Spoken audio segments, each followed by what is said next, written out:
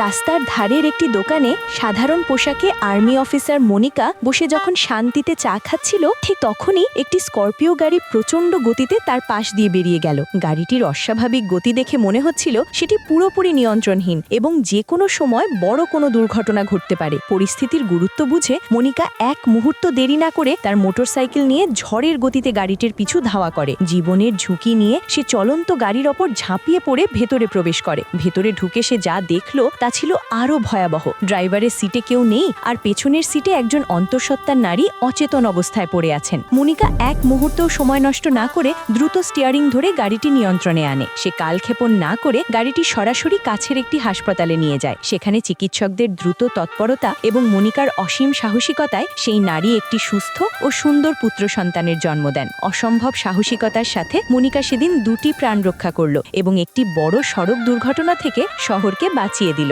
কিন্তু আমার কষ্ট একটাই, তোমরা লাইক, কমেন্ট, শেয়ার করো না। আমাকে ও আমার কাজকে ভালোবাসলে ভিডিওটি শেয়ার করো।